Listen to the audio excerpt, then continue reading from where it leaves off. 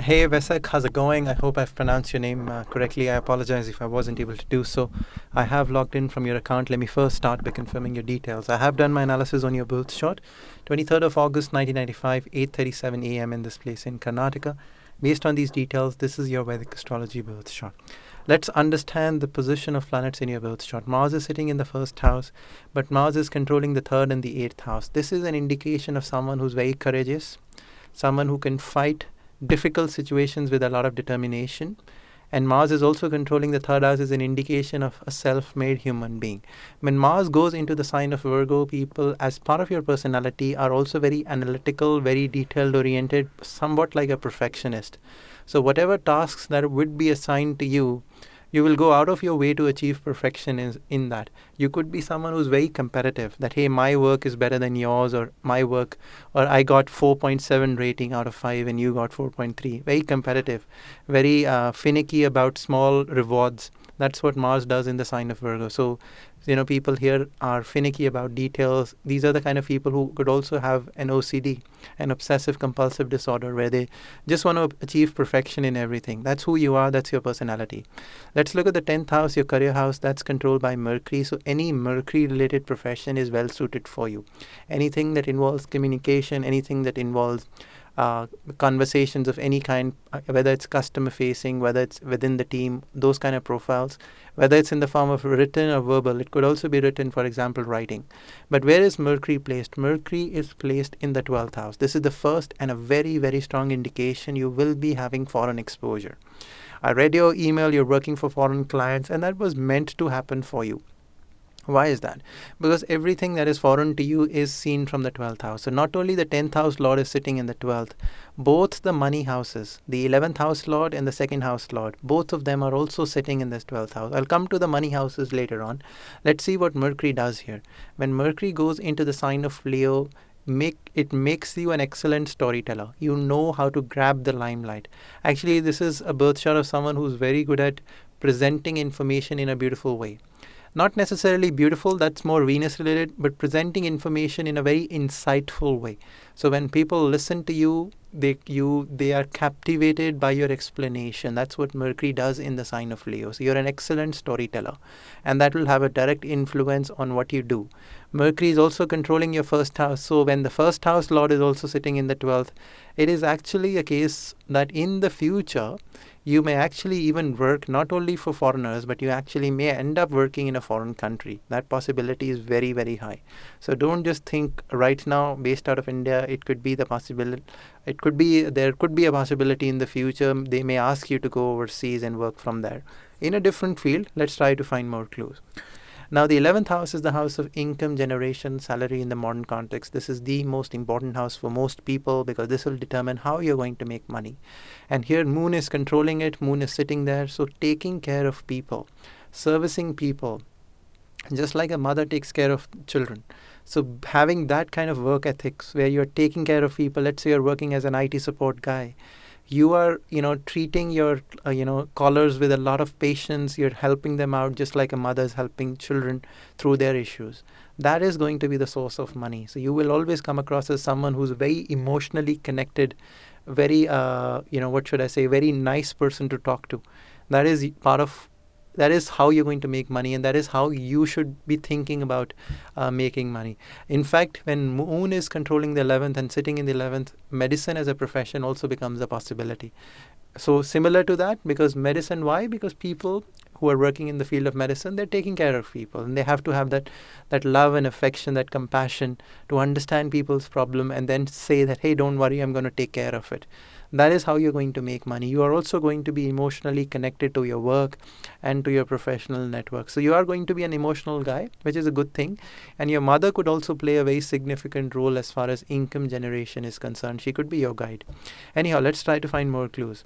Let's look at the 6th house now. This is the house of what you're going to do on a day-to-day basis. The nature of your work is seen from the 6th house. When Saturn is sitting there and Saturn is controlling the 6th house, it is a clear case of someone being involved in a services industry. Any services industry, this will continue to happen. Not business, not any sort of, job which is mechanical in nature, technical in nature. No, you are going to be in a job which is services. As part of your work, You're providing a service to your clients. That's who you're going to be. That's what Saturn is showing here. Now, this 11th sign, which is sitting in the 6th house, is also co-ruled by Rahu, and Rahu is sitting in the 2nd house, the money house. This is the first indication that you could also be involved in the career related to money. Financial dealings, you could be working as a, let's say, a relationship manager in a finance company.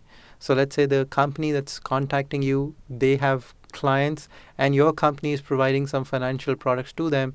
So you're the relationship manager. You're helping people understand what the products do for them. So finance as an industry is an interesting option. Rahu further is sitting in the sign of Libra. Any relationship building profiles, you are going to be excellent at that. Rahu is anyways a very smart planet. When it goes into the sign of Libra, we would know how to build relationships. It's a very smart energy. So now Jupiter in the 3rd house in the 8th sign, not only would you be interested in astrology, in fact, you will love to talk about it.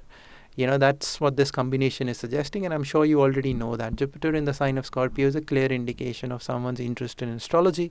3rd house is the house of communication. You will love Jupiter in the 8th sign is an indication of astrology as a hobby, because that's what the 3rd house is. And the 3rd house is also about sharing of information, and that is what you would love to do. You would love talking about astrology, and in fact, this could make you an astrologer. Maybe on a part-time basis as a hobby, something you could pursue. These are all the clues that I was able to see in the main birth chart. Let's now try to see more clues in the D10 chart. But coming back to the main birth chart, the lord of the 2nd house happens to be Venus. The 2nd house is the house of wealth, preservation, savings in the modern context. Now, since the 2nd house lord is also sitting in the 12th, along with the 11th house lord, along with the 10th house lord, there are very strong indications of foreign exposure, working with foreigners, dealing with foreign currency, or working in a foreign country for sure. That is always going to be part of your life going forward. In fact, your 1st house lord is also sitting in the 12th. This is one very, very strong indication of someone perhaps working in a foreign country. There's another indication. The 4th house, which is the house of your personal life, your home, that is controlled by Jupiter. The 4th house lord is Jupiter, and that is sitting 12 places away. This is the 5th indication. Now someone may be having a home away from home, far away from their place of birth. Many indications here of foreign exposure, working in a different country. Or it could be if you're working, let's say, where are you born? If you were born in Mangalore, let's say you're working in around Mangalore, but the company you're working for, their office is far away from the city center. So you either be working in an isolated space, like working in faraway places like airports or hospitals, or far away from the main city center, offices built far away, or it could be someone getting actually working in a foreign country. So keep that in the back of your mind. Foreign exposure is a large part of your career. Now, in the Dasamsha, you can access that by clicking this button. You will also get to see your Navamsha, and after that, you will see the Dasamsha, the D10 chart. We are looking at the planet which is holding the strongest position. The strongest position in the D10 chart will determine which is the best direction for you. And that planet happens to be Venus as well as Mars. Mars is seated in a position of exaltation, and it is sitting in the business house, relationship building. And Venus is also sitting in the sign of Libra. Again, relationship building. Relationship building kind of profiles are very well suited for you. In fact, this combination could also be construed as someone who could do a home-based business, but my suggestion is to do management-related profiles, relationship building related profiles. Those are best options for you. Now, I had earlier told you career in the field of finance. Finance as an industry is an interesting choice, where you're building relationships in the finance industry. You're a relationship manager for a financial company, and that could be the profession.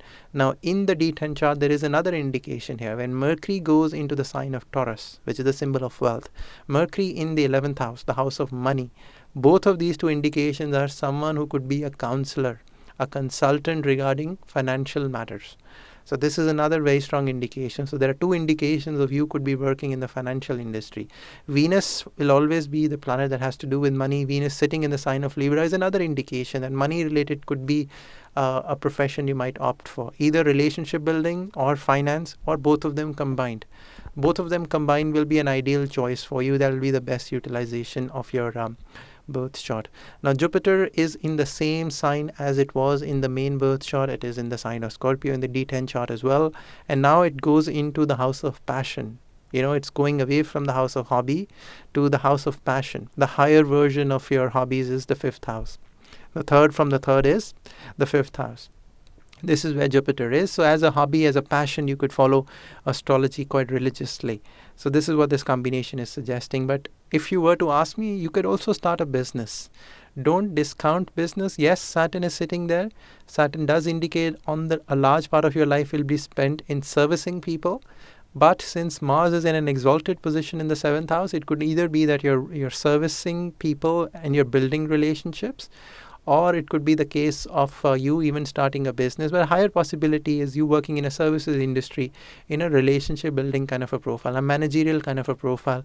Finance industry could be the background to that. So that's that. I think I've tried my best to add as much information as I could. We've done a thorough analysis here. Now, as part of this analysis, if you have some questions now, since you are familiar with astrology, you can send me all those questions.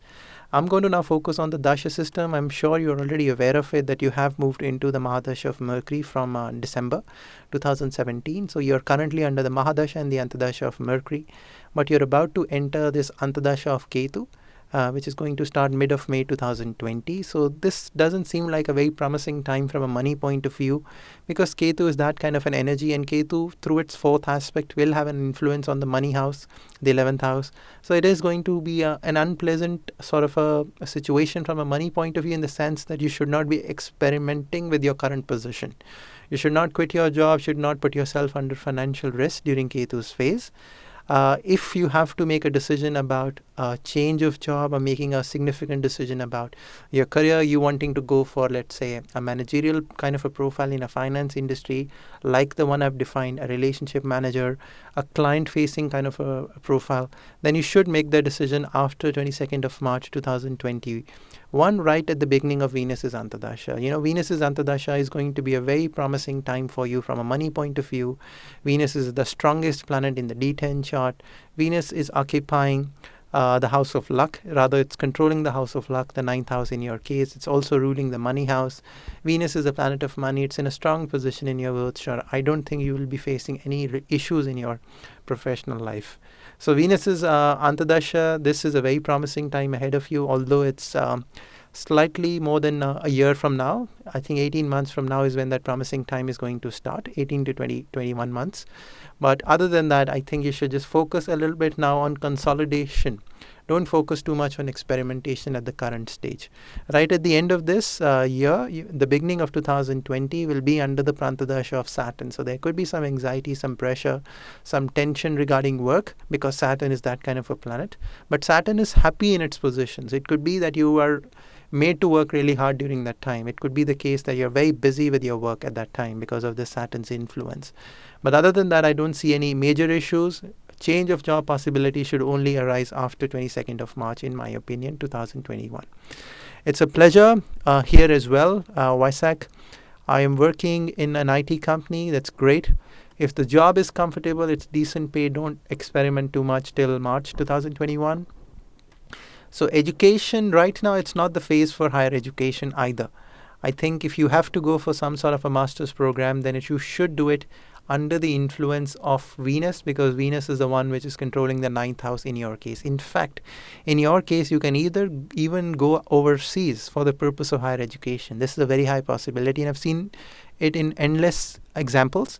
When the 9th house lord is sitting in the 12th, people go away from their home country for the purpose of education. The second one is when the 4th house lord is sitting in the 9th, again a case of someone going away from their home place of birth for education. So if you want to pursue higher education, you can do so around 2021. So that's that, and then later on can build a career in the field of relationship building in the finance industry. So that's it. I'm very happy to learn that you are interested in the field of astrology. You're learning that. So I've shared everything that I had to share. If you have some follow-up questions, you can send me an email. In addition to this, please go through the story section. It'll help you find more information, and it'll also help you find some information on your personal life if you flip the story section. This is all that I had to add. Let me know if you have some questions. Thanks for watching. Hope this was helpful. Bye.